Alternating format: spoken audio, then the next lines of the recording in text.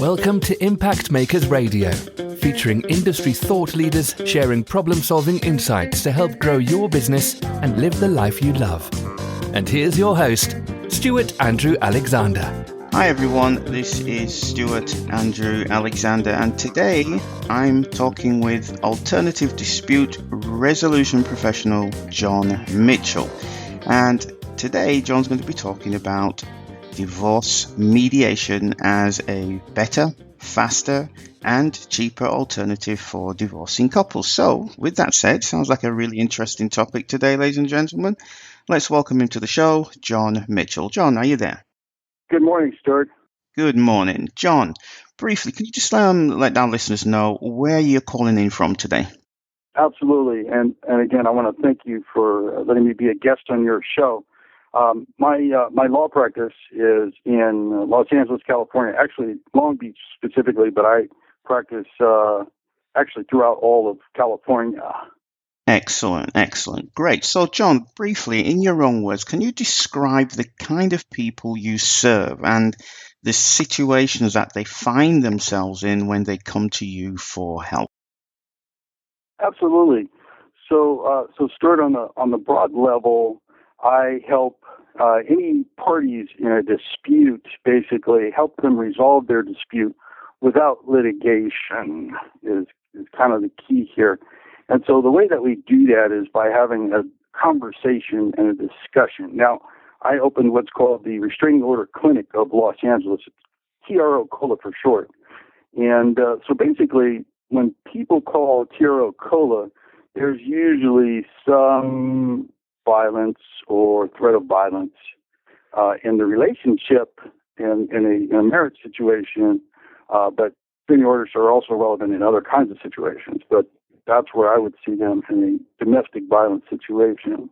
You're right. So that's one aspect where I would see them, and not the most pleasant one, but ones where we're tremendously expert at in terms of bringing peace to a situation and hopefully resolving a situation whereby one of the parties doesn't have to go to jail for domestic violence.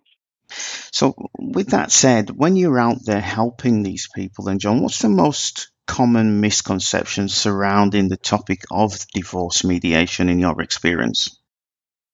Well, I mean, first of all, people, when they decide they want a divorce, they typically say, well, okay, I'm going to go see a lawyer, and then the other spouse says, okay, I'm going to get a lawyer, and that's the typical way that parties will dissolve a marriage. Mm-hmm.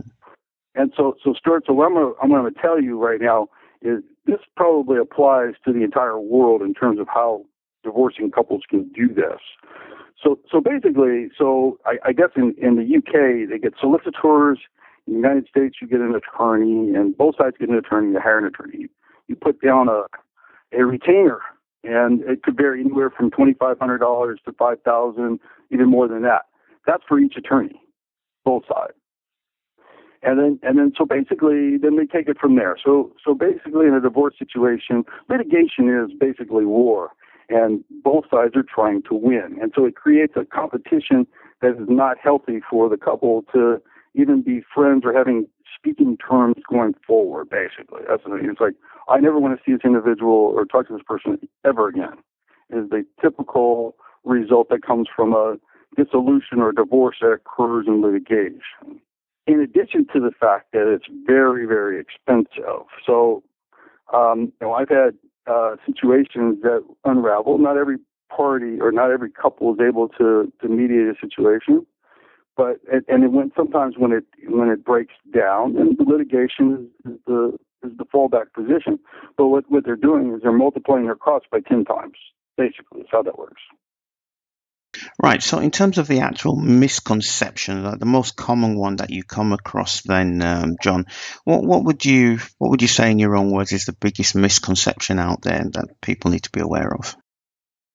Well, it's not so much, Stuart, a misconception as it's a lack of information. People don't realize that mediation is a better, faster, and cheaper way to achieve a dissolution, a divorce, than through litigation. So most people don't know that. But people are finally learning because a mediation where the parties are able to sit down with the mediator and work out their differences in terms of property division and how to handle the custody of the children and spousal support and all these other things, the retirement accounts. If we're able to work these things out, it's faster.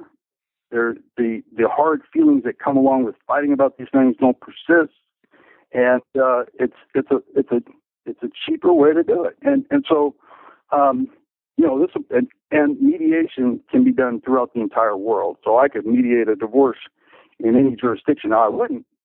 So in terms of that misconception, or as you said in your own words, the lack of information, can you, and obviously keeping client confidentiality in mind, can you share with us a case study, so to speak, where you helped a couple that came to you with that school of thought, I've got my attorney, she's got her attorney, and it's going to be a fight, but you've helped them, you've used your skills as the mediator to turn that situation around and have a positive result. Can you just share a case study with us, please?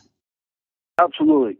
Well, it's typically the way that I like to work it out. So, I have a tremendous respect for family law attorneys. I'm not a family law attorney. I'm a real estate attorney, but I'm also a mediator. So that's where I got my training in terms of mediation and in terms of learning how the parties' interests come out and then how to address those interests, which is a different kind of approach than the positional bargaining that people tend to do.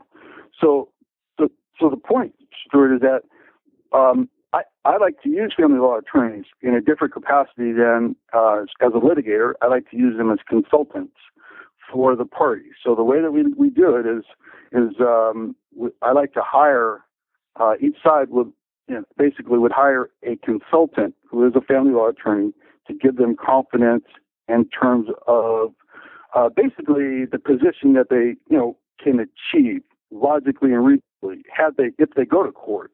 And so instead of hiring the family law attorney on an hourly basis to litigate, we're hiring them for an hour, which cuts the cost way, way down. So that's typically how I like to do it.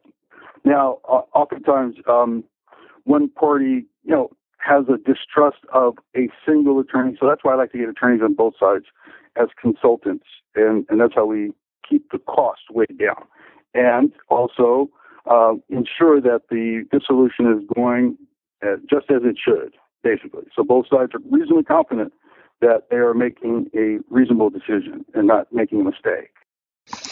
Okay, excellent. So for those who are considering divorce mediation, as you said, as a better, faster and cheaper method for divorcing, can you just please share with them, if you could just imagine there's someone sat out there listening to you right now, John, could you just share with them one unknown pitfall that they might not be but should be aware of when they're out there considering using divorce mediation? Well, essentially, basically in most of the world, I believe, mediators aren't necessarily licensed.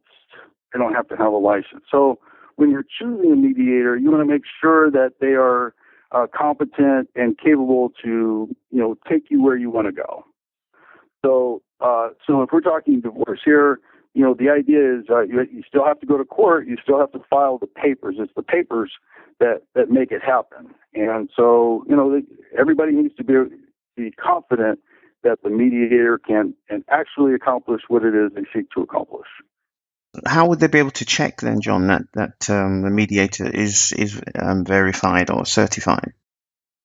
Well, usually if the mediator is an attorney, then you can reasonably be confident that they should be able to handle the paperwork. That's kind of how I look at it. And but the point is that not every mediator is an attorney, or I should say a solicitor, or, basically has legal training. And so the fact that a mediator is an attorney can give you a little bit more confidence. Excellent. So briefly, John, you shared some really good information so far, and I'm sure if there's someone out there listening to you, they just want to know a little bit more about yourself. Who is John Mitchell? And especially in terms of your background, your education, and your experience as it relates to the topic of divorce mediation. So if you would, just briefly in your own words, just share a little bit about your backstory. Absolutely. Well, I've been an attorney for over 20 years. And as I mentioned, I was a real estate attorney. And it was a time when the financial crisis hit. And so I got out of the law practice and went to work for the banks to help them clean up the mess, which we did. But after the mess was cleaned up, then I got into mediation as a alternative to litigation, because for my clients prior to me engaging in the foreclosure crisis, we're having a very difficult time paying for legal fees. And this was a solution. Mediation, I found, is a solution to this tremendously expensive approach to solving problems. That's litigation. It's just outrageous for most individuals. And so I sought out mediation. And mediation is just a fabulous way to handle divorce in particular, but a multitude of other kinds of disputes that arise. And so consequently, I got onto the federal court's panel of mediators, where I helped to settle and mediate litigation involving banks and banking kinds of issues. And then I also do domestic violence and civil harassment mediations. And that's why I opened up the Restraining Order Clinic of Los Angeles, TRO COLA. So basically, the way I see it is that in domestic violence, a divorce could occur obviously from domestic violence. And so, restraining orders can really mess up people's lives. Immigrants here in the United States right now, if they get one, could face deportation. And so it's a very serious kind of thing. And temporary restraining orders, TROs, are extremely easy to get and may be based on total nonsense, and individual against whom they are sought do not have their day in court to have a temporary restraining order issued. So they could be very devastating. And so basically, that's one of the reasons why I started TRO COLA, to get into that part, but to help these people settle their disputes. Because, see, a restraining order doesn't necessarily ensure peace, whereas if the parties can make an agreement to do things differently, that stands a better chance of bringing about a peaceful resolution to a situation. Additionally, the agreements that I draft for disputing clients have no expiration date, so they can last potentially forever, whereas a restraining order has a shelf life of 1 to 5 years. So it has many advantages, most of which is that agreements are much better because the parties can see eye to eye and do what they're going to do. Versus you have a judge saying, well, no, you're going to stay away 100 yards and you're not going to talk to this person. And oftentimes they can't follow the order or don't want to. Okay, great. So, John, we're coming towards the end of the show.